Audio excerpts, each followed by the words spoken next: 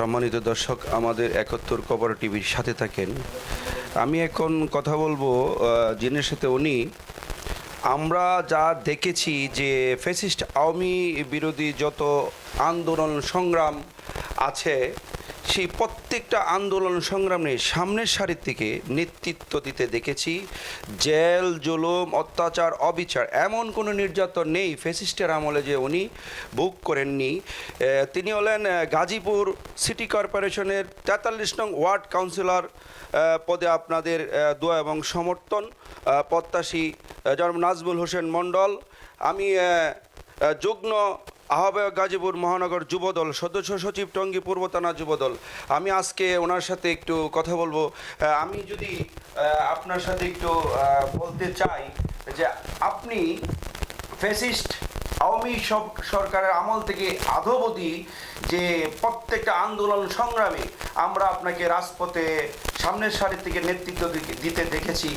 এখন পর্যন্ত কিছু স্বার্থলোভী মানুষ যারা কিনা আপনার এই জনপ্রিয়তার শীর্ষে আছেন, এখন আমরা যা শুনেছি সাধারণ ৪৩ নং ওয়ার্ডের সাধারণ মানুষকে জিজ্ঞাসা করে, ভোটারদেরকে জিজ্ঞাসা করে, এটার পিছিয়ে কারণটা কি? কিসের জন্য ওনারা আপনাকে এরকম বিশাল বড় একজন প্রতিকূল দেখতেছে? এই বিষয়ে যদি আপনি একটু বলেন। আসলে এগুলো তো জনপ্রিয়তাকে সবসময় ঈর্ষান্বিত করে একটা গ্রুপ, একটা মানুষ, একটা চক্র, এটা থাকে সবসময়। এটা যুগে যুগে চলে আসছে, চলবে, সারা জীবন এরকম থাকবে। আর রাজনীতি যেহেতু করি, রাজনীতিতে দুইটা পক্ষ থাকে, একটা প্রতিপক্ষ, একটা নিজের পক্ষের। তো সেখানে প্রতিপক্ষ থাকবেই। আমি যেহেতু কাউন্সিলর প্রার্থী হয়েছি, এই জায়গায় আমার প্রতিপক্ষ থাকতে পারে। আবার আমি একটা রাজনৈতিক দল করি, সেখানে আমার পদের প্রতিদ্বন্দ্বী যারা আছে তারাও থাকতে পারে, বা যারা আমাকে ভালো চোখে দেখে না এরাও থাকতে পারে। এই সব মিলিয়েই তো একটা মানে প্রতিপক্ষ, এরা আমার বিরুদ্ধে একটা আলোচনা সমালোচনা করবে, এটা স্বাভাবিক। আমি যদি আপনাকে আরেকটু কষ্ট দিই যে আমরা সাধারণ আপনার ৪৩ নং ওয়ার্ডের সাধারণ ভোটার এবং জনগণের সাথে কথা বলে যা জেনেছি এবং শুনেছি, ওনারা বলেছে যে আপনি এখন জনপ্রিয়তার শীর্ষে।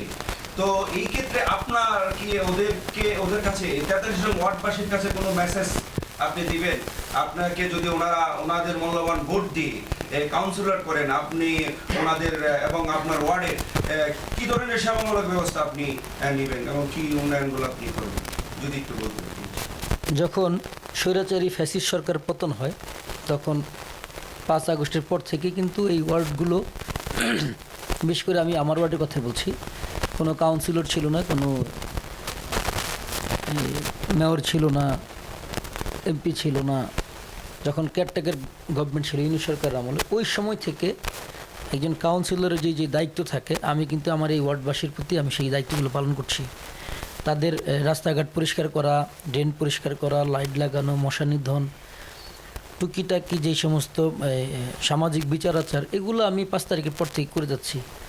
এবং আমাদের গাজীপুর মহানগর বিএনপির সম্মানিত সভাপতি জনাব শওকত হোসেন সরকার যখন প্রশাসকের দায়িত্ব নেয়, তখন থেকে আমি এই ওয়ার্ডের যে সমস্ত কাজগুলো বাকি ছিল, রাস্তা, ড্রেন, অনেক কাজ বাকি ছিল, এগুলো আমি পর্যায়ক্রমে তাকে দিয়ে করিয়ে নিচ্ছি, যেন আমাদের এই ওয়ার্ডবাসী যেন একটা কাউন্সিলর অভাব কখনো মনে না করে। তো সেই হিসাবে আমি তাদের কাছে তো দাবি রাখবই, যেন আমি এখন যেটা করতেছি, আমি যে কাজগুলো করতেছি সবগুলো কিন্তু দৃশ্যমান কাজ। এগুলো আমি আশাবাদী যে আমার এই ওয়ার্ডের ভোটার যারা আছে বা ওয়ার্ডবাসী যারা আছে, তারা অবশ্যই এগুলো বিবেচনা করবেন। বিবেচনা করেই নির্বাচনের সময় ইনশাল্লাহ আমি প্রার্থিতা করব এবং তারা অবশ্যই আমাকে এই মূল্যায়নটুক করবেন। ধন্যবাদ জনাব নাজমুল হোসেন মণ্ডল, আপনার সেই মহামূল্যবান কথাগুলো আমাদের ৭১ খবর টিভিকে দেওয়ার জন্য। আর সম্মানিত দর্শক, ওনার একটি কথা হলো যে উনি ৪৩ নং ওয়ার্ড কাউন্সিলর হিসেবে নির্বাচন করবেন।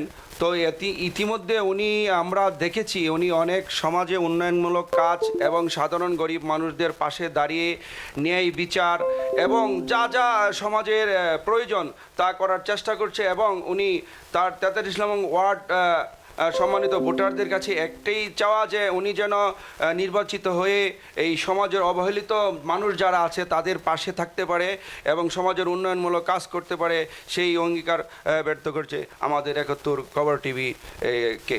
ধন্যবাদ আপনাকে।